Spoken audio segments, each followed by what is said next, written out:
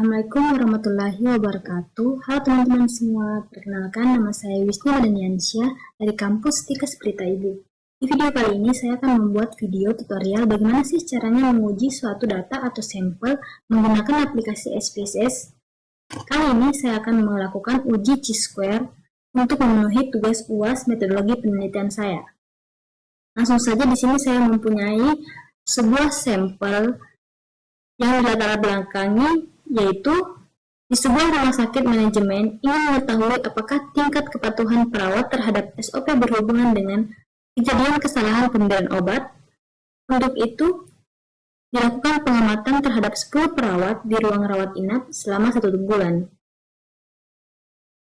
Setiap perawat diklasifikasikan berdasarkan kepatuhan terhadap SOP, patuh atau tidak patuh, dan apakah pernah terjadi kesalahan pemberian obat, ya atau tidak. Langsung saja di sini, apakah terdapat hubungan antara kepatuhan perawat terhadap SOP dengan kejadian kesalahan pemberian obat di rumah sakit? Nah, di sini saya mempunyai 10 sampel kepatuhan SOP dan 10 sampel kesalahan pemberian obat. Dari kedua sampel tersebut, saya melabeli patuh itu saya labeli 1, dan tidak patuh itu saya labeli 2. Dan adapun kesalahan pemberian obat, 2 itu saya labeli tidak, dan 1 itu saya labeli ya. Di sini ada hipotesis chi-square, yaitu H0 tidak terdapat hubungan antara kepatuhan SOP dengan kejadian kesalahan pemberian obat. H1 terdapat hubungan antara kepatuhan SOP dengan kejadian kesalahan pemberian obat. Langsung saja kita masuk ke aplikasi SPSS-nya. Nah, pertama-tama kita masuk ke bagian variable view. Kita klik, terus di bagian name kita masukkan kepatuhan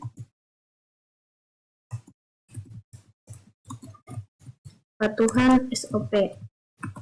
Dan di bagian sampel keduanya kita masukkan kesalahan pemberian obat.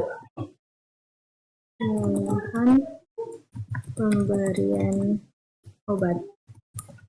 Nah, setelah itu kita masuk ke bagian measure, lalu kita klik nominal. Adapun juga kesalahan pemberian obat, kita pilih measure, baru kita pilih nominal. Setelah itu kita masuk ke bagian values. Karena tadi kita sudah labeli yaitu 1 dan tidak itu kita labeli 2. Adapun juga di bagian kepatuhan SOP kita labeli 1 itu patuh dan 2 itu tidak patuh. Di sini kita masukkan value itu di bagian kepatuhan SOP sini, bagian values, bagian 1 kita masukkan tulis 1 dan kita tulis sini patuh.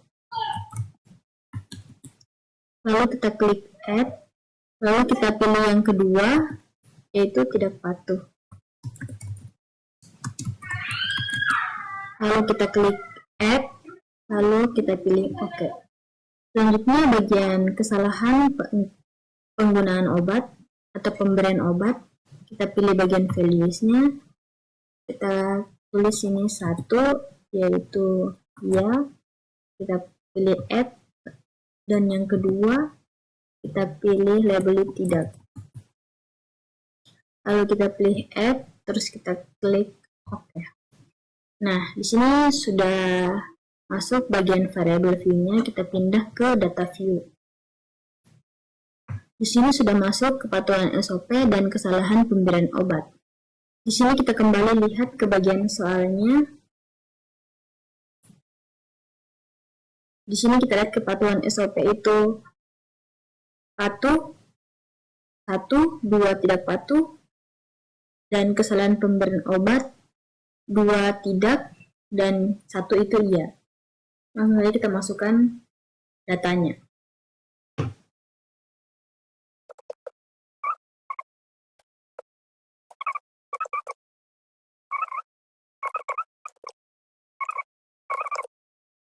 Nah, di sini sudah masuk datanya, yaitu 1 itu menunjukkan itu patuh dan 2 itu menunjukkan tidak patuh. Sedangkan di bagian kesalahan pemberian obat itu 2 itu tidak dan 1 itu ya. Langsung saja kita masuk ke analis. Kita pilih deskriptif statistik, lalu kita pilih Crookes-Steps. Lanjut, setelah itu, sini masuk Crookes-Steps. Bagian kepatuhan SOP kita pilih di bagian kanan arah panah, kita masukkan di bagian rows. Selanjutnya di bagian kesalahan pemberian obat, kita klik lalu kita pilih panah yang di bawah lalu kita masukkan di bagian columns. Setelah sudah masuk di bagian rows dan columns, kita pilih bagian statistik. Karena kita akan menguji chi-square, lalu kita pilih chi-square. Lalu kita pilih continue. Terus kita pindah ke bagian chills. Kita pilih expert dan kita pilih row. Lalu kita klik continue. Kita pilih OK. Nah, di sini datanya sudah keluar dan kita sudah bisa lihat apakah ada pengaruh atau terdapat hubungan antara kedua itu atau tidak. Untuk menentukan kedua itu berhubungan atau tidak, kita langsung saja lihat di bagian continue correction-nya. Kita lihat di bagian significant 2 state, yaitu di sini 0,236, yang dimana kita lihat bagian hipotesisnya. Di sini kita lihat hipotesisnya yaitu H0. H0 itu kurang dari 0,05, itu tidak terdapat hubungan antara kepatuhan SOP dengan kejadian kesalahan pemberian obat. Sedangkan H1 itu lebih dari 0,05, terdapat hubungan antara kepatuhan SOP dengan kejadian kesalahan pemberian obat. Nah, karena di sini hasilnya 0,236 yang lebih dari 0,05, jadi ada hubungan antara kepatuhan SOP dengan kejadian kesalahan pemberian obat. Kesimpulannya, H0 ditolak dan H1 diterima. Itu saja video tutorial dari saya. Lebih dan kurangnya mohon dimaafkan. Wabillahi taufiq wal hidayah. Wassalamualaikum warahmatullahi wabarakatuh.